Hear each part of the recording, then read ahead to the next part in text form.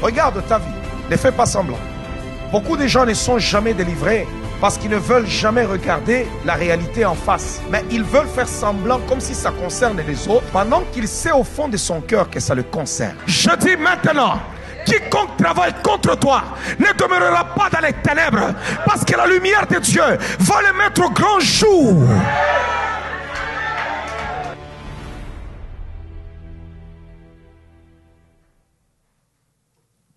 Dieu est bon. Que la gloire revienne à notre Dieu. Nous continuons toujours avec notre enseignement.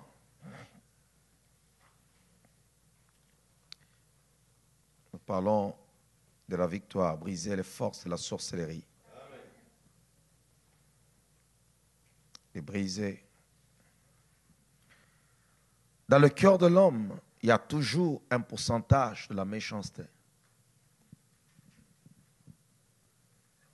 C'est seulement par le Saint-Esprit, à travers la parole de Dieu, que ces éléments-là sont brisés et anéantis.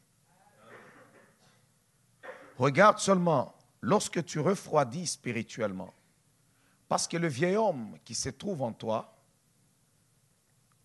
il n'est jamais mort, mais il sommeille.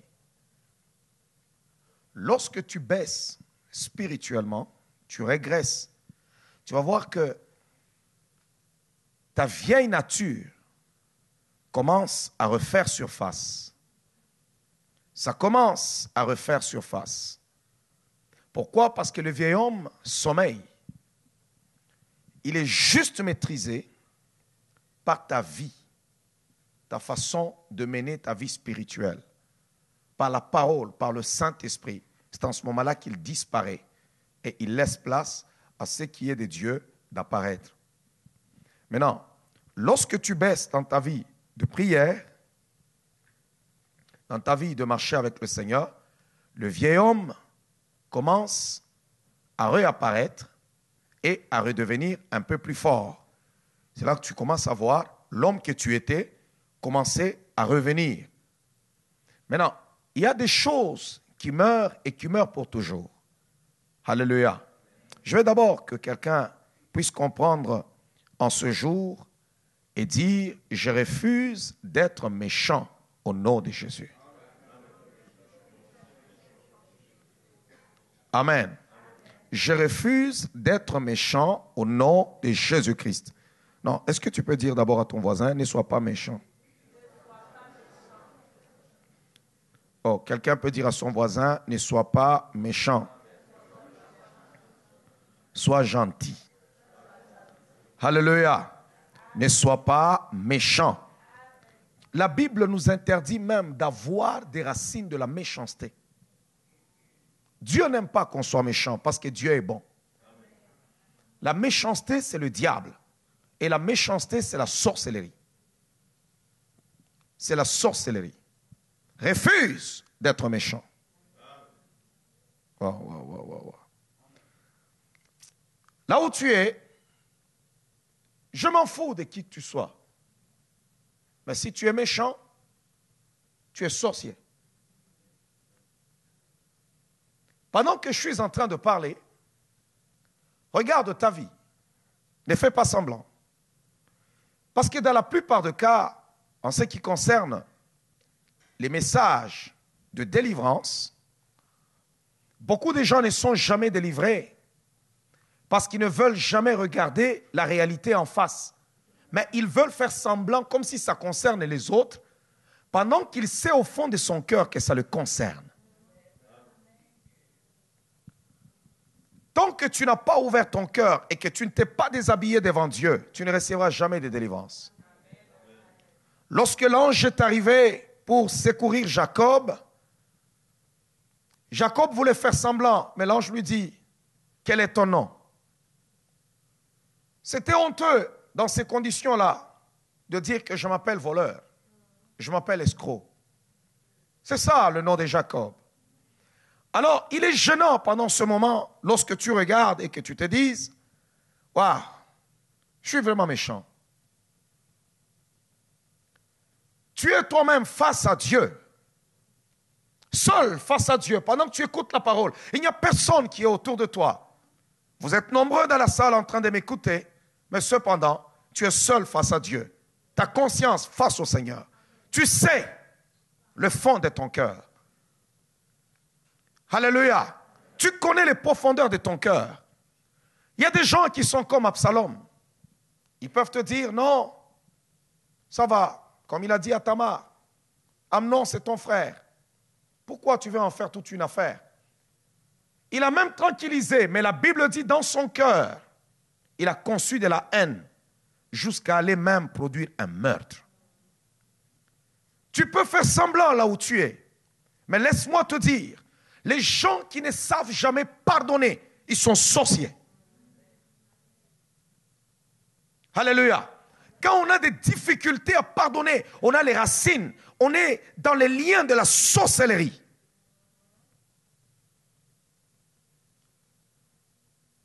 Si un homme qui a été vendu par ses propres frères a été capable de pardonner, toi tu n'es pas capable de pardonner parce que quelqu'un t'avait critiqué? Si un homme qui a été crucifié, non pas parce qu'il a été méchant, mais parce que les gens se sont levés tout simplement contre lui, ils se sont saisis, ils l'ont accusé injustement et on l'a crucifié. Et pendant qu'il mourait, le ciel était prêt à tirer vengeance, mais il crie, Père, pardonne-leur, ils ne savent pas ce qu'ils font. Mais toi, tu as des difficultés à pardonner parce que quelqu'un ne t'avait pas salué seulement un matin. Alors, il y a quelque chose qui ne marche pas dans ta vie. Il y a quelque chose. Et je suis en train de chasser maintenant tout lien, toute méchanceté, tout lien de la sorcellerie de ta vie. Je le brise dans le nom de Jésus-Christ. Il y a des choses que tu as au fond de ton cœur. Tu penses que c'est une affirmation de soi, mais cependant, ce sont les racines de la sorcellerie. Alléluia. Est-ce que quelqu'un m'entend? J'ai expliqué depuis hier, tous ces jours-ci, nous sommes au 40e jour aujourd'hui, 6e jour. J'ai expliqué à propos des familles qui sont en Genèse. C'est de là que j'ai commencé. J'ai dit, il faut chercher la délivrance de nos maisons, la délivrance de nos vies, la délivrance de nos familles. Notre Dieu, c'est un Dieu de famille. Lorsque tu arrives, tu crois au Seigneur Jésus-Christ, tu dois réclamer même les bénédictions de famille. Tu dois dire, Seigneur, tu m'as dit, crois au Seigneur Jésus, tu seras sauvé, toi et toute ta famille. Alors, je réclame le salut de tous les membres de ma famille. Tu peux le réclamer parce que ça fait partie de la bénédiction. Alléluia. Vous savez que dans la plupart des cas, il y a des gens qui ne seront jamais délivrés dans l'église. Il y a des gens, c'est des candidats potentiels pour souffrir toute leur vie et des candidats potentiels pour être criblés par Satan. Et il y en a d'autres, c'est des candidats potentiels tout en étant dans l'église, mais pour l'enfer. Je m'explique pourquoi.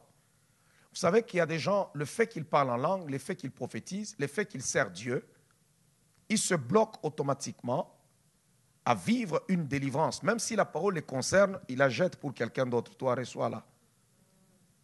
Alléluia. C'est pourquoi j'ai commencé à montrer que les gens comme Jacob, c'est un patriarche. En ce jour, si on veut parler de Jacob, c'est un bishop quelque part. Mais quand tu regardes ce qui se passe là-bas à l'intérieur de sa maison, tu peux te tenir la tête et commencer à pleurer pour dire, Seigneur, qu'est-ce qui se passe? Si vous entrez dans la vie de David, lorsque vous regardez les grandes promesses de la Bible, et plutôt prophéties, David fait partie des gens qui ont prophétisé sérieusement. Lorsqu'il prenait sa harpe, cet homme prophétisait, il parlait, et Dieu l'a appelé l'homme selon mon cœur. Alors, lorsque David fouillait Saül, lui-même a même dit ça à Saül. Si ce que tu fais vient de l'Éternel, sois béni, que la gloire revienne à Dieu. Mais si c'est des hommes qui t'excitent contre moi, sache qu'aujourd'hui, tu me chasses loin de l'héritage de l'Éternel pour que j'adore d'autres dieux. Donc, il a exposé David à aller adorer d'autres dieux. ce que David n'a jamais fait. Mais le seul piège dans lequel David est tombé, c'était qu'il est allé se retrouver avec des femmes qui étaient étrangères, qui n'ont pas été des enfants d'Israël. C'est là que nous avons la fille de Talmaï, roi des Géshur, qui sont entrés dans la vie de David, et on a vu tous les enfants issus de cette femme-là, comment est-ce qu'ils ont créé des problèmes face à tous ceux-là qui voulaient la royauté. Regardez très bien, la Bible déclare, Dieu dit à David que tu ne manqueras jamais d'un successeur. Maintenant, Amnon était destiné à remplacer son père parce qu'il était l'aîné. Et vous allez voir, c'est Amnon qui a un problème, qui ira même faire des mauvaises choses sur sa sœur et ainsi de suite. Et puis plus tard, on voit que Absalom, qui est le frère de cette sœur-là, ira tuer Amnon. Donc on dirait qu'il y avait une force maintenant de la sorcellerie qui combattait le trône. Jusqu'à aller prendre David, le mettre en dehors du trône, le chasser comme un chien. David s'est retrouvé en dehors de Jérusalem, pieds nus. Qui l'a chassé? Ce n'est pas son conseiller, ce n'est pas son chef d'armée, mais c'est son propre fils. Le combat était dans sa maison. C'est pourquoi il dit, si c'était mon ennemi, j'aurais pu me cacher. Alléluia. Si c'était mon ennemi, j'aurais pu me cacher. Parce que quiconque, lorsque tu t'en vas quelque part, tu es souple avec quelqu'un qui n'est pas de ta famille. Donc tu t'assois là, tu es souple, tu contrôles ce que tu peux dire, ce que tu ne peux pas dire. Même si on te donne quelque chose à manger, tu te contrôles. Mais cependant, si c'est quelqu'un de confiance, c'est quelqu'un de ta famille, tu baisses la garde. C'est là que David dit, c'est lui qui lève le talon contre moi. C'est mon confident. C'est quelqu'un qui est proche de moi. C'est lui qui mange à ma table. Pourquoi? Parce que quand vous lisez même la Bible, on vous dira qu'Absalom, lorsque il s'est levé le matin, il se mettait à mi-chemin, à la croisée. Lorsque tu veux aller dans le palais royal pour dire je m'en vais obtenir justice, Absalom était là et il disait non, ne va pas là-bas, personne ne va te rendre justice. Moi je vais te rendre justice. Regarde, il y a ceci. Il a commencé à gagner le cœur des gens. Qui pouvait dire à David que regarde ce que fait Absalom? Non. Personne ne peut imaginer ça parce que c'est le fils du roi. Tout le monde pouvait croire que non, il travaille pour la cause du roi. Même le roi lui-même, il pouvait dire non, il travaille pour la cause du roi.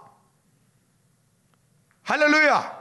Waouh. Est-ce que quelqu'un m'entend?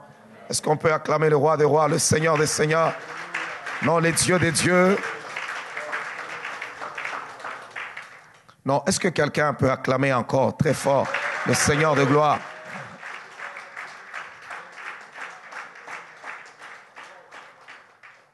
Amen. C'est toujours les mêmes personnes qui se lèvent.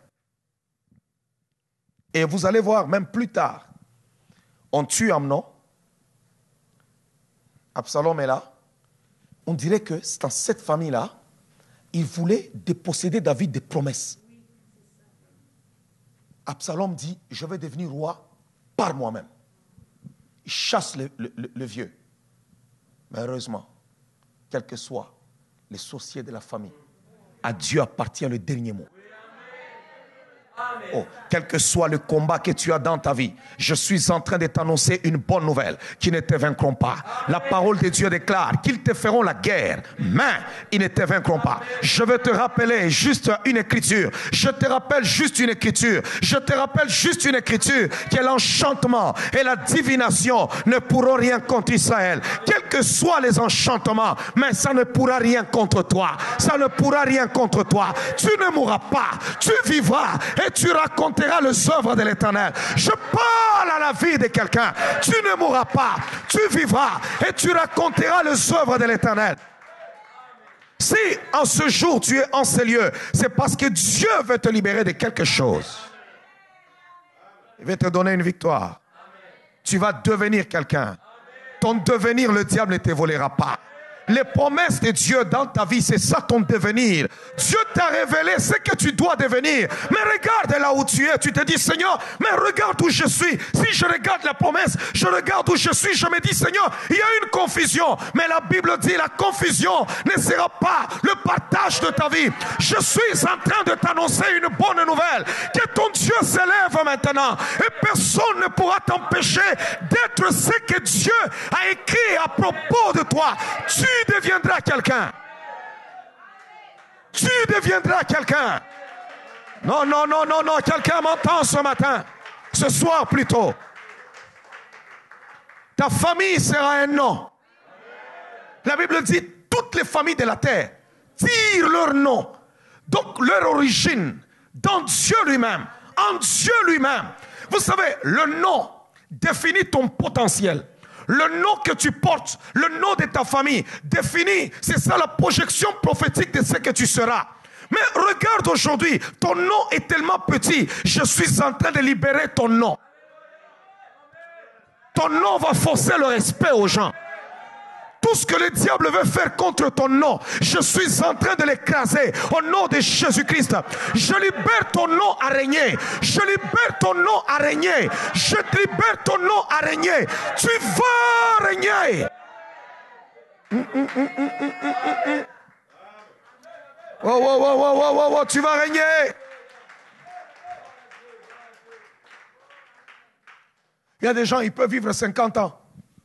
Il arrive là, tu lui serres la main. Tu lui dis même, non, tu lui prononces même ton nom de famille.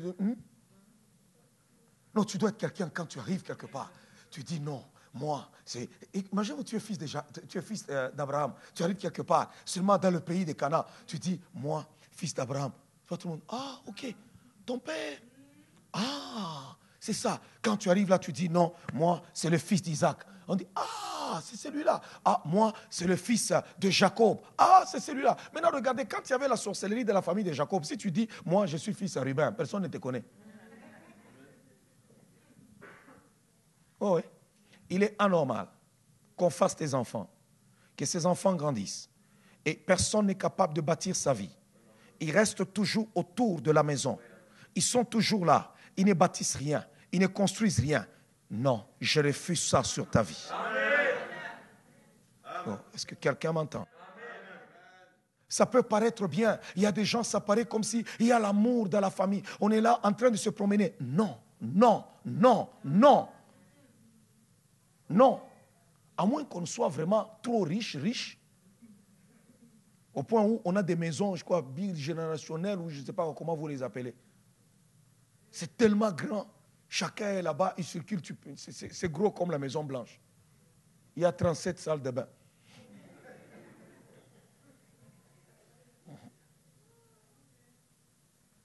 Comment je peux être un endroit où je m'en vais prendre ma femme et je suis là toujours avec mon père et je prends ma femme, on se lave, on entre dans une même salle de bain, on ressort et puis l'autre vient, il toque. Ma femme lui dit non, je suis dedans. Et puis allez, l'autre s'en va et on rentre. Non, écoutez, Église, je refuse ça.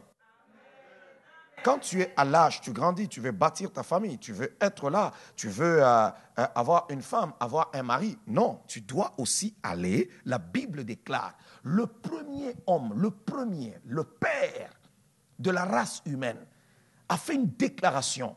Notre père a prononcé des paroles. Et ces paroles-là sont des paroles de bénédiction, l'ancêtre de tous les êtres vivants. Il dit, voici cette fois, celle qui est os de mes os et chair de ma chair.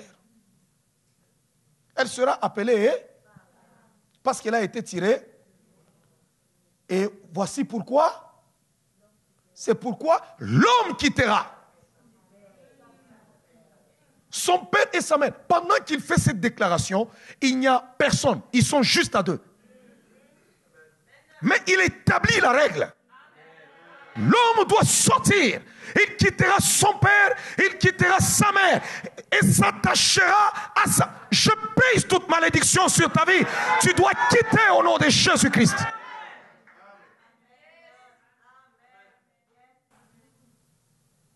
Quand tu ne parviens pas à quitter,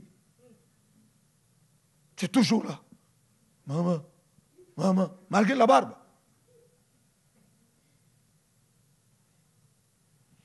Bon, je continue. On voit dans la famille de David, il y a beaucoup de choses. Comment est-ce que plus tard, Absalom, Dieu renverse tout ce qu'Absalom voulait faire et le Seigneur ramène David au trône. Les plus grands combats qui s'élèvent dans ta vie, quand tu regardes très bien, ce ne sont pas les ennemis, ce ne sont pas ceux-ci. C'est souvent le diable travaille en association avec les gens de la famille. Et lorsque Absalom est mort, vous allez voir plus tard, David est vivant. Vieux, mais vivant. Un roi est roi, même quand il est vieux.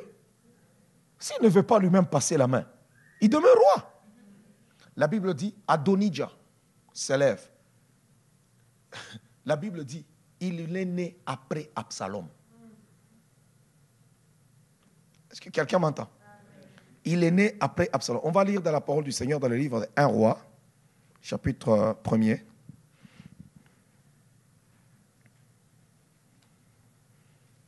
Le verset 5 jusqu'au verset 7.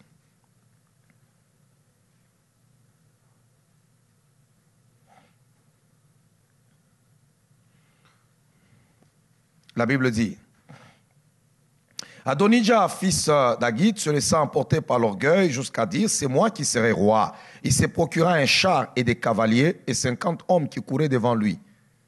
Son père ne lui avait de sa vie fait un reproche en lui disant, pourquoi agis-tu ainsi?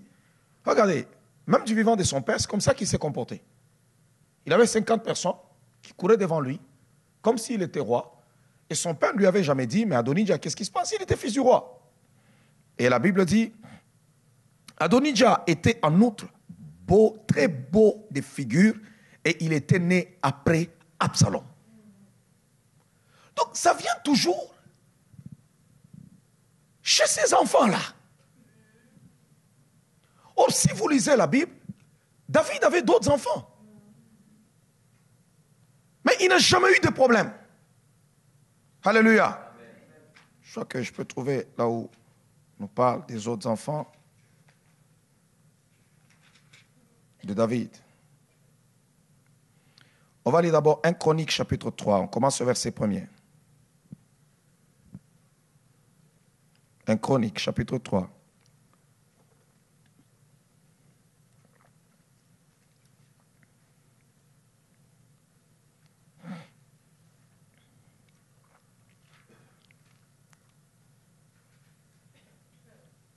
Voici les fils de David qui lui naquirent à Hébron. Le premier-né, Amnon, d'Achinoa de Gisraël. Vous comprenez, c'était son aîné. Et on l'a tué. Wow. Quelqu'un m'entend? Dans un endroit, les caractéristiques, les signes, les symptômes d'un endroit où il y a la sémence, la sorcellerie, les liens, la sorcellerie, dans des familles où vous allez voir, les gens meurent tout le temps. Il y a toujours quelqu'un qu'on doit enterrer. Si ce n'est pas au mois de mars, vous attendez même. Vous dites, ok, ça va être en mai. Vous attendez, c'est en juillet. Bon, les gens se disent même, on est resté tranquille ces temps-ci.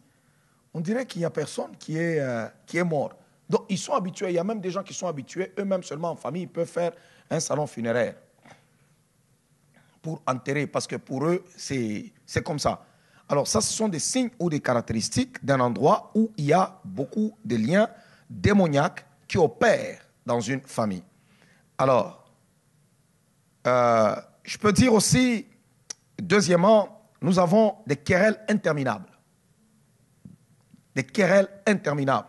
Des fois, quand vous posez la question, ces gens, ils se querellent pourquoi? Vous ne savez pas. Ils peuvent se quereller pour une fourchette. Une querelle peut s'étendre juste sur des générations. Lorsque vous posez la question, non, c'était juste la fourchette qui était un problème. Il n'y avait rien de grave. Ils deviennent des ennemis, ça va descendre jusqu'aux enfants. Les enfants de l'autre et les enfants de l'autre ne pourront jamais se parler. Les autres et les autres ne s'entendront jamais. Pourquoi? Parce que l'autre et l'autre, il y avait ceci. Mais quand vous suivez de près, il n'y a absolument rien. On peut t'expliquer l'affaire, tu te dis, mais est-ce que c'est avec ça qu'il faut vraiment devenir ennemi? Tu peux venir au monde et on te dit non, ta mère ou ton père avec tel, ils ne s'entendent jamais. L'autre et l'autre, vous posez la question, pourquoi? On ne vous explique pas. Ce n'est pas que l'autre avait volé le mari de l'autre ou ceci. Non, non. Il y a un problème bête et banal qui est là-bas, mais en dessous, c'est la sorcellerie. Alléluia. Et ça bloque les gens. Et vous allez voir, quand tu es dans ces liens-là, tu grandis dans ce mouvement-là. Vous trouvez des conflits inutiles mais au sein de la famille. Dans la famille, on est appelé à vivre en paix. La famille, c'est un endroit où on est en paix, où chaque personne doit sentir qu'il a un rôle à jouer. Quand quelqu'un arrive, il voit les gens de sa famille, il ne doit pas être stressé. Il doit se sentir en sécurité. Mais tu vas voir que quand tu rencontres les gens de ta famille, on dirait que tu commences à être sur tes gardes.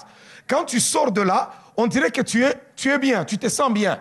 Mais quand tu entres dedans, tu dois te sentir, non, je suis en insécurité. Non, ça veut dire qu'il y a quelque chose qui ne marche pas dans cet endroit-là. Quelque chose n'est pas bien est là-bas. Alléluia.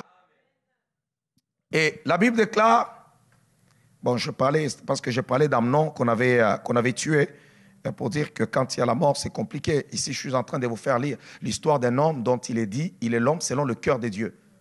Mais cela n'est pas empêché à certaines portes, parce qu'il y avait une femme qui était entrée dans sa vie. Et cette fille-là, son père, c'était un roi de Géshur. Et son père n'était pas un adorateur de Dieu, c'est comme Akab, qui est un roi d'Israël, qui est allé prendre Jézabel. Et Jézabel, c'était elle était là-bas comme une prophétesse. Elle était comme prêtre dans leur nation. Elle était fille de roi. Alors, elle a amené sa sorcellerie là-bas en Israël. Et là, elle a commencé d'abord par étouffer la voix prophétique. Et vous allez voir, quand la sorcellerie opère au sein d'une église, les sorciers n'aiment pas la prophétie. Pourquoi? Parce qu'ils ont peur d'être dévoilés. Alors, ils détestent ça. Il faut faire taire la voix prophétique. C'est pourquoi Jézabel a commencé par attaquer d'abord les prophètes, à les tuer, à exterminer, à éteindre la voix de Dieu. Donc, ils ne veulent pas que Dieu parle. Alléluia. N'avez-vous jamais vu des gens, ils sont à l'église, ils se disent sauvés. Quand vous prenez seulement les versets, vous commencez à lire là-bas. La Bible dit, femme, et soyez ceci. Et la Bible dit cela. Déjà, la personne se fâche. Amen. Oui, c'est un esprit méchant. C'est ça même la sorcellerie. Parce que c'est la parole de Dieu, c'est écrit dans la Bible. Ce que nous prêchons est écrit dans la Bible. Maintenant, pourquoi tu vas te fâcher pendant que c'est écrit dans la Bible? C'est ça, Jézabel. Alors, il faut faire taire. C'est pour cela qu'on a vu des gens qui se fabriquent des pasteurs. Ouais, ils se fabriquent des pasteurs. Ils disent non, moi je préfère l'autre pasteur. Allez, ils se fabriquent. Aujourd'hui, c'est facile de se fabriquer un pasteur. Tu peux juste aller sur Internet et commencer à écouter. Moi, je l'aime, lui. Pourquoi? Parce qu'il fait ton affaire. Alléluia. Il y a des gens, ils peuvent te détester sans raison. Pourquoi? Parce que tu as prêché sur quelque chose. Regardez même quand les gens disent Amen. Tu dois être capable de dire Amen, même quand ça te fait mal. Tu es là-bas, tu dis Amen. Amen. C'est de la sorcellerie lorsque tu vois qu'on est en train de dire quelque chose qui concerne vraiment ta vie, mais cependant, tu commences à faire semblant. Et là, en ce moment-là, tu regardes, tu te mets même en colère, tu dis, mais c'est quoi ça? Qu'est-ce qu'on est en train de dire là? Non, c'est de la sorcellerie. Tu es sorcier. Il dit, le premier-né Amnon d'Achinois d'Israël, son second Daniel, d'Abigail de Carmel, le troisième Absalom. Regardez, vous allez voir qu'on met leurs noms qui sont trop compliqués. Et on parle du sixième, d'Elga, sa femme, au chapitre 3, au verset 3. Et au verset 4, on dit, ces 6 lui naquirent à Hébron. Il régna 7 ans et 6 mois. Et il régna 33 ans à Jérusalem. Voici ceux qui lui naquirent à Jérusalem. On commence à citer le nom de ceux-là qui lui naquirent à Jérusalem. Et on parle en disant, ce sont là au verset 9. D'abord, au verset 8, on dit Eliad et papapaf, et on dit en tout 9. Donc, il y en avait 6. Et là-bas, on cite encore 9. Ça fait déjà presque 15. Et la Bible dit, ce sont là tous les fils de David, outre les fils des concubines, et Tamar était leur sœur. Donc, on met la sœur Tamar. Elle est venue mettre des situations là-bas qui étaient très compliquées. C'est parce que il y a, comprenez très bien, Église. Être amoureux n'est pas un péché. Même Dieu nous aime. Et il est en amour avec l'homme. Mais devenir imbécile pour l'amour,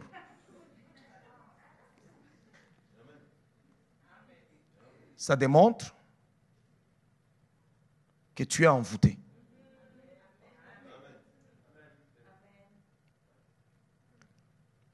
Est-ce que vous voulez que j'explique un peu avant de démarrer là-bas? J'ai brossé hier, mais je vais expliquer. Regardez-moi en face quand je suis en train de vous parler sur ces choses.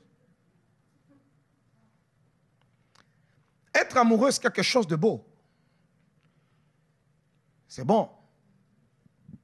Alors, quand tu sais que ton prochain t'aime et que toi, tu commences à les manipuler à ta guise, tu deviens sorcier automatiquement. Même si on ne t'a jamais donné des bonbons à manger ou bien de la viande, tu es sorcier.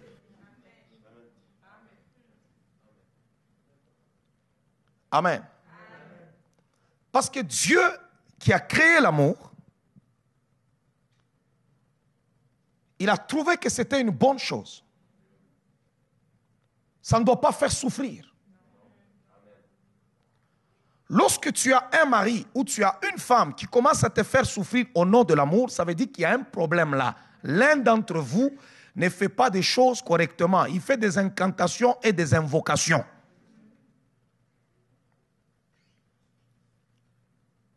L'homme doit prendre soin de sa femme. Vous êtes d'accord avec moi? Même si elle travaille, mais l'homme doit jouer son rôle. Il doit prendre soin de sa femme. Oh, quelqu'un est d'accord? J'ai besoin que les femmes me soutiennent.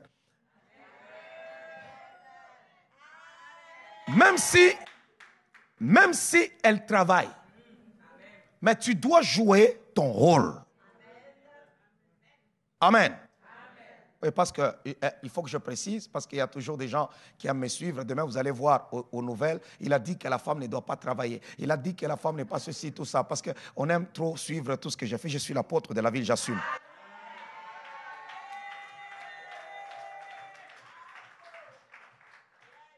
Mais je n'ai jamais prêché pour dire que la femme ne doit pas travailler. Et dans la Bible, on a vu des femmes qui étaient des marchandes, qui étaient des femmes d'affaires. On en a vu dans la parole de Dieu, des Lydie qui étaient là. Elles étaient des grandes dames et elles travaillaient. Et on a vu même des femmes qui soutenaient. Quand on a dit qu'ils soutenaient le ministère de Jésus, on n'a pas cité un seul homme. Non. On a dit Jeanne, femme d'Enchouza, intendant d'Hérode. Elle était là, cette Jeanne-là, quand Hérode, plutôt son mari, Chouza va travailler, tout ça, il revient là-bas, il met l'argent là-bas, c'est sa femme qui gérait là-bas. Allez, Jésus-Christ arrive là-bas, il dit non, on est dans les besoins ces temps-ci, on a un voyage à faire. Ah, maître, c'est combien? Oui, mais c'est la Bible qui dit. Maître, c'est combien? Bon, là, on devait prendre l'avion hier. On n'a pas pris l'avion. Il y a le billet de Pierre, le billet de Thaddée. Bon, je voyage avec les 12. OK. C'est combien le billet? Il signe le chèque. Je suis en train d'actualiser ça. Il signe le chèque. Donc, ça veut dire que chaque personne a son rôle à jouer. Alors, il y a des gens qui aiment trop s'intéresser aux choses que nous faisons et ils veulent faire des commentaires pour des affaires qui leur dépassent l'entendement. Si tu n'es pas enfant de Dieu, tu ne comprends pas la Bible, tu ne fais pas ne cherche pas à expliquer ce que tu ne comprends pas. Alors, quand tu t'assois avec ton prochain qui travaille, et puis après tu dis que non, tu es mon mari, tu dois prendre soin de moi. Il prend soin de toi. Maintenant, est-ce que bien aimé, disons-nous la vérité. Ton monsieur il travaille. Je ne sais pas, il touche, je ne sais pas si c'est 3 000 $, si c'est 5 000 $. Il vient, il remet. Parce qu'il doit prendre soin de toi, toi tu prends tout l'argent, tu le dépenses, tu le broutes, tu le bouffes, et ainsi de suite, et tu lui dis il n'y a plus rien, tu es sorcier. Non, on doit voir l'amour. Non, on doit voir l'amour. Tu t'assois là, tu dis non, ça je ne peux pas faire. La Bible dit, si tu sais faire un bien que tu ne fais pas, tu commets un péché. Quand tu sais que ça c'est bon, mais tu ne sais pas le faire, la Bible dit c'est méchant, c'est un péché. Tu peux t'asseoir à un moment donné et te dire, non, non, ça je ne peux pas faire. Non, ce n'est pas correct. Ça, je dois faire ça. Dans cette période, c'est difficile. Je peux attendre. Ça va patienter. Ok, on avance. Vous savez, le mariage, c'est quelque chose de beau. C'est seulement quand tu rencontres un sorcier, c'est là que le mariage devient difficile. Non, je vous dis vrai. C'est beau. Et l'un et l'autre. Il y a sorcier et sorcière.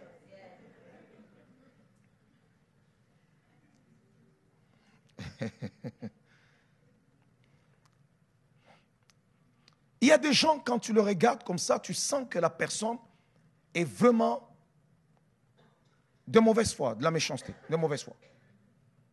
Tu peux revenir à la maison et tu sens que non. Elle sait ou il sait que dans ces conditions, il faut faire ceci, mais la personne ne veut pas le faire. Vous commencez la chicane. Les problèmes commencent, les problèmes commencent. Est-ce que vous savez que chaque fois qu'il y a des problèmes, le diable vous vole quelque chose? C'est tout ce que l'ennemi veut. Dieu veut la paix. Regardez quand vous êtes en paix, surtout quand il y a des enfants, vous allez voir que les enfants, ils sont même contents, ils sont épanouis. Quand ils savent qu'il y a l'entente entre papa et maman. Mais quand il n'y a pas cette entente-là, vous allez voir que même l'enfant est comme un peu perdu. Je vais y arriver lorsque je vais parler pour dire qu'un enfant, même quand il ne parle pas, il est ouvert aux forces invisibles. Pourquoi? Parce qu'il a un esprit et il a un subconscient. Ok. Alors, j'étais en train de parler des gens qui envoûtent les autres. Parce qu'il y a des gens qui... Il y a des femmes, ce n'est pas parce qu'elle est belle. Non. Tu peux être belle, tu es belle pour ton mari. Tu ne peux pas plaire à tout le monde. Quand tu cherches, toi, à séduire tout le monde, à plaire tout le monde, ça veut dire qu'il y a un problème. Et si tout le monde t'aime, il y a un problème qui ne marche pas. Tout le monde ne peut pas t'aimer. Non. Même si tu es belle, comment? Sinon, tout le monde, dans ce monde entier, on allait seulement t'épouser toi. Et d'ailleurs, vous n'avez jamais vu que souvent, des femmes qui s'estiment être belles ont même du mal à trouver le mariage. Vous pouvez trouver une belle femme qui pleure même. J'ai besoin d'être mariée, moi. Mais vous trouvez l'autre qui n'est pas vraiment très, très jolie. Et puis, l'homme regarde pendant que vous louez là-bas, vous dites, oh Seigneur, il est Dieu des miracles. Alors, le frère célibataire, quand il promène ses regards, lui, il voit seulement l'autre qui promène, il est Dieu des miracles. C'est pour cela que ça engendre des fois des problèmes. L'autre regarde et dit, mais pourquoi est-ce qu'il ne m'a pas vu moi? Le mariage n'est pas une affaire de beauté. C'est un don de Dieu.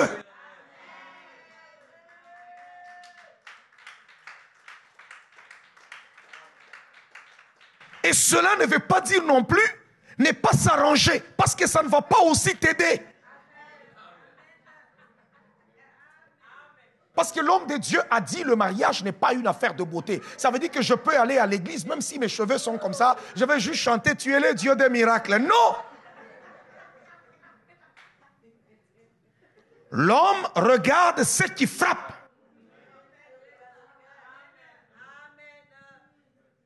C'est aussi méchant et sorcier. Quand tu sais que ton mari est là, il est enfant de Dieu, il est sauvé, il est chrétien, il est né de nouveau. Tu es la seule femme qu'il a au monde. Mais quand il rentre à la maison, il trouve que tu as toujours un visage bizarre et que tu ne peux pas t'arranger pour lui. C'est méchant et c'est sorcier.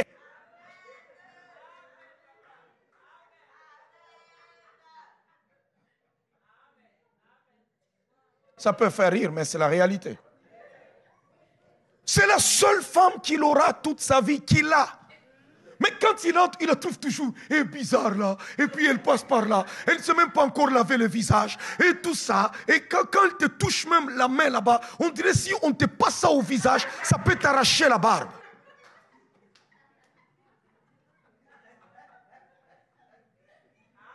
Donc ça veut dire que tous les soins que tu faisais avant, c'était juste pour séduire et avoir le mariage. Une fois que tu l'as, c'est fini. Il y a trop d'histoires dans la sorcellerie. Alléluia. L'une des des forces du diable, c'est de nous faire croire que ce qui nous arrive est normal. Non, bien-aimé, je veux te dire ce soir que ce qui se passe dans ta vie, ce qui se passe dans ta famille n'est pas une affaire normale. Ce n'est pas normal. Ouvre les yeux et regarde que ce qui se passe dans ta vie n'est pas normal. Il y a une main invisible derrière qui est en train d'orchestrer ces choses. Ce n'est pas normal. Alléluia. Il n'est pas normal qu'à ton âge, qu'on puisse faire de telles choses, qu'on puisse vivre telles choses. Non, ce n'est pas normal. Tout ce que le diable veut, c'est que tu crois que c'est normal. Il peut même t'aider à expliquer ça. Non, vous autres, vous voulez voir le diable partout. Regardez, le diable n'aime jamais qu'on le voie. C'est pourquoi il opère dans les ténèbres. Il est le prince des ténèbres. C'est lui qui opère dans le noir, on ne le voit pas. Il est fort. Tant qu'il est dans les ténèbres, une fois que tu le vois, regardez même, lorsque vous découvrez l'esprit, lorsque vous découvrez celui qui vous combat, ça devient faible. Tant qu'il est dans le noir, il est fort. Et je suis en train de déclarer, de proclamer sur la vie de quelqu'un que tous ceux-là qui se cachent, tous ceux-là qui sont invisibles, tous ceux-là qui vous combattent, qui sont dans le noir, seront exposés, seront exposés, seront exposés. Ils ne demeureront pas dans le noir. Ils vont être exposés. Après la prédication de ce soir, tous ceux-là qui opèrent dans les ténèbres seront exposés dans le nom puissant de Jésus-Christ. Tous ceux-là qui te pourrissent la vie seront exposés.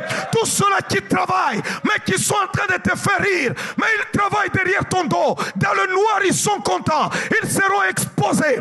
Ils seront exposés à ma qualité d'oracle de l'Éternel. Je suis le serviteur du Dieu Tout-Puissant.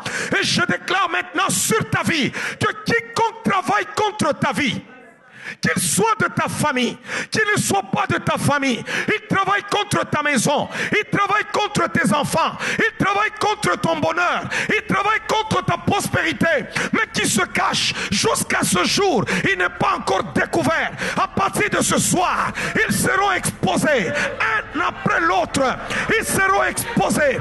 Au nom de Jésus-Christ, ils seront exposés.